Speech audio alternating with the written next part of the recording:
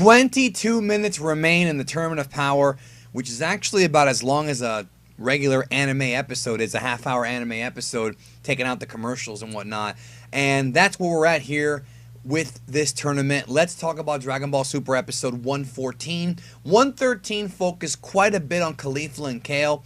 And I know a lot of folks did not like the episode because, well, they don't care about Caulifla and Kale. I feel like if it was Vegeta versus Toppo, I think people would have been a lot more hyped to see it, which is fine. I mean, I understand that. I thought it was fine, though. I'm okay with them, like I said in my review. I'm cool with them focusing on just one story if they want. But if you already don't like Caulifla and Kale, you might not even care. But unfortunately, if you don't like Caulifla and Kale, well, I hate to break it to you, but the next few weeks of Super may be all about Caulifla and Kale, or at least the next 2 weeks. Let's talk about Dragon Ball Super episode 114. We're going to preview the episode, break down, scene by scene what's going to happen, and discuss what is being teased, featuring the big headliner, the big, story is that there will indeed be a Potara fusion in the Tournament of Power between Caulifla and Kale. We're going to discuss that and so much more here. Let's get to it. All right, opening shot here, Goku, who again is still recovering from his fight with Jiren against Kale. Looks like Kale's going at him by herself, excuse me. That was not a Freudian slip, by herself. And I wonder how many shots from the Broly movie are going to be copied here, right? Because, boy, is the Broly influence there. We're going to get to that here in a minute. There we have Kale using her Berserk power, just, pushing Goku, just rushing him.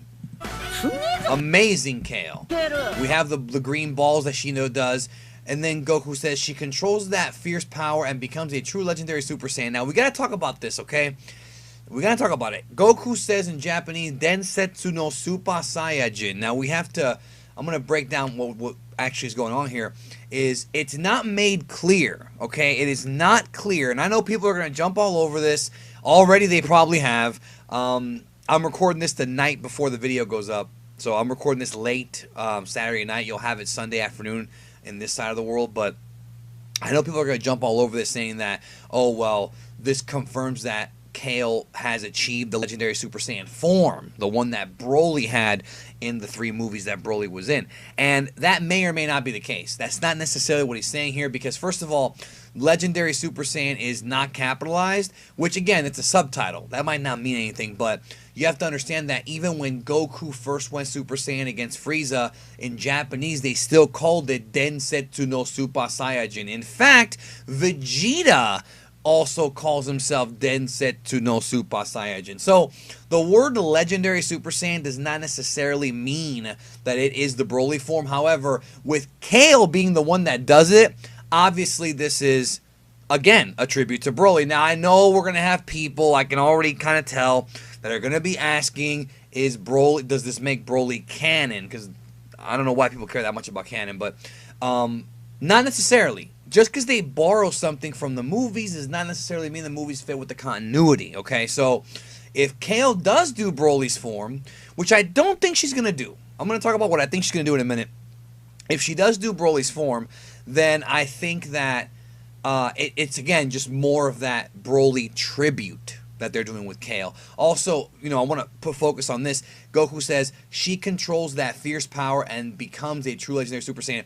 If I remember correctly, when Broly went into that form in the movies, he still was berserking out. He was still raging out. He wasn't as berserk and mindless, I guess you could say, as Kale was a few episodes ago in Dragon Ball Super episode 100, but it was still like semi-controlled. Like Broly was still kind of out of his mind.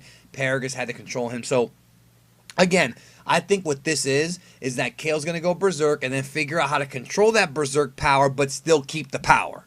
Which I thought she had already done, but I guess not. Caulifla's there falling off some rocks. And again, Goku. And here we have, of course, the stomach blast because Kale can fire ki blast from her stomach somehow. Maybe she's pregnant. Who knows? Who's the daddy?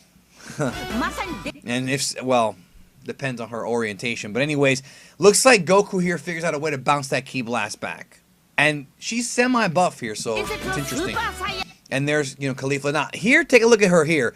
She's buff, but she's not, like, super ripped Broly buff. So, This could be, and again, I'm not sure, we'll wait till next week, could again be the mastered Berserk form. Maybe she figures out how to control Berserk, that's what we're getting here.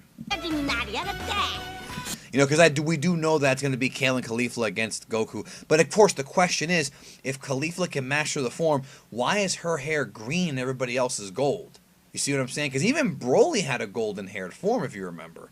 And specifically, they showed it really well in movie 10, but you see it in movie 8 too. So again, you know, her hair appears to be just green no matter what. So Goku says, plus she and Caulifla will bring out the ultimate secret weapon. Now, we got to talk about this one. You know, that's a good shot of them. Goku's ready. They're going to hold hands. This is a stupendous enemy. They power up right here. Notice the blue lightning again. Could it be that Kale learns SS2? I think Berserk is beyond SS2. That's my opinion. Because the way she performed against Goku back in episode 100 or 101, I think it was 100, I think that's beyond 2, but blue lightning seems to be a thing they like to animate, right? There, I love that shot of Goku there, the very Superman-esque, right? I thought for a minute it was 3 because of how high the hair is, but he has eyebrows, so it's 2 or 1. And then there they go. I'm getting excited. Next on Dragon Ball Super, we're gonna get to this in a minute here.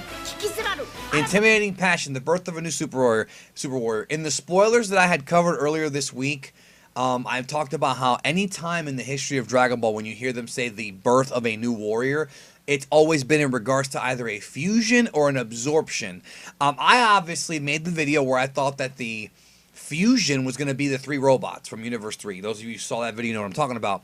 And I was wrong. However, I don't think I'm entirely wrong. I think that they are going to end up fusing those 3 robots from Universe 3. I think they are going to fuse or, you know, merge, whatever, soon.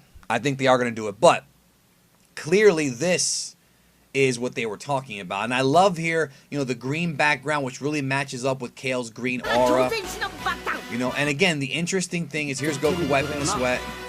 And when we look here, we have the Potara. Now, that is a big revelation because we were all thinking, you know, a lot of us had discussions about this, including myself, that they're going to be using the Metamoran fusion, that maybe Universe 6 has Metamorans and that Champa was going to teach, you know, Caulifla and Kale the Metamoran fusion off screen. That's what I said in my spoiler video. Or maybe they learned it from Goku, some people thought, or they learned it from Champa on screen. No, it's going to be pure Potara fusion, which we now know has a time limit if you're immortal. Now, of course, the question is, and I know what the question is, how in the hell is that going to be allowed if, you know, artifacts or weapons are not allowed? Well, that, of course, comes down to 2 factors. Number 1, do you consider the Potara a weapon? You're not using the Potara to attack someone. You're not hurting them with the Potara, so maybe the Grand Priest and Zeno don't consider it a weapon. Or what seems to be more realistic is that it is considered an artifact, an illegal object, so to speak, like they say in the wrestling world. But Zeno, because he thinks it's cool, is going to allow it. Remember, he allowed Roshi to use the Mafuba jar, and he also allowed Krillin to use a smelly shoe. Remember that episode? So I do think that, again, we talked about this in the past. I think that the Omni King is going to be more lax with the rules. But will that lead to killing? I think that's the real question. Is he going to eventually say, you know what, you can kill your opponent? And that'll be the final, like, 5 minutes of the tournament, or, you know, something like that, like, which will be like 10 episodes, right? I'm curious, but nonetheless, this is a Potara fusion. It looks like the Supreme Kais from Universe 6 are probably going to give Kale and Caulifla Potaras, and there it is, Kefla. That is Kefla. And quick observation here, someone sent this over to me on my Facebook page. If you look in the Dragon Ball Super intro, this does look more like Kefla than it does Caulifla or Kale, right? I thought it was Kale, but that is indeed Kefla. Why is she with Universe 11? Is she going to eventually defect? I don't think so. But it's interesting because they're using fusion, but yet here's the question, you know, and of course that goes to here. Here's the question is, if Champa wants to win by numbers, if you fuse, is Zeno going to count it as 2 people, or is he going to count it as 1 person?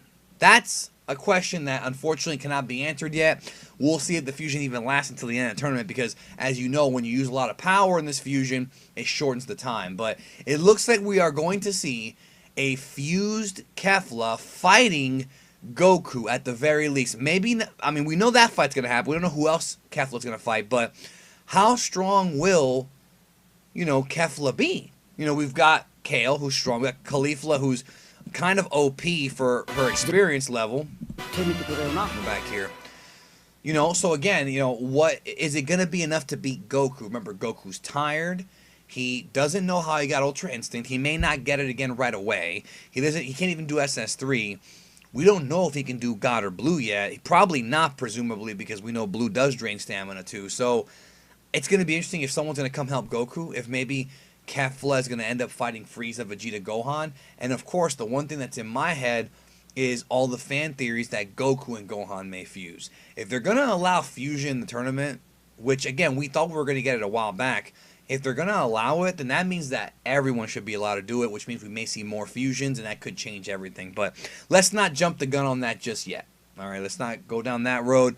But we do know now with absolute certainty that Caulifla and Kale are going to Potara fuse. And like I said, presumably they're going to be handed the Potaras by the Supreme Kai of Universe 6, or maybe they already have them in their pocket or something. I think it's going to be the Supreme Kais, which again, to me, that sounds like outside interference. But again, Zeno can change the rules whenever he wants. What's the point of having rules if Zeno can change them anyways? So we'll see where this goes. Anyways, again, what's pretty cool is that it has been a year, almost a year to the day, almost, that we saw Vegito and that we saw Merz Zamasu. I think Merz Zamasu was first, yeah. So it's interesting that we saw that a year ago, and now here we go again with another fusion. First female fusion ever in Dragon Ball, not including the Fusions video game because that's a different story, but in the actual series and even in Heroes, I don't think we ever saw a female fusion. First time ever here. Of course, Elder Kai fuses the Witch, but I mean, this is the first time it's been two girls. So it'll be interesting where that goes. But hey, if you like fusion, Dragon Ball Super is going to give you something, but clearly the focus is going to be on these characters, and I think there's going to be more to them later on. Anyways, thank you as always for checking out this video, this preview for episode 113 of Super. We will all be watching it next week to see where this actually goes, and my prediction is I don't think Caulifla is going to fight Goku. She is. Hear me out. Not in this episode. The fusion will end the episode, and then we'll get a cliffhanger for next week when they are going to fight. Let's see what happens. Anyways, thank you, and I'll talk to y'all down the road.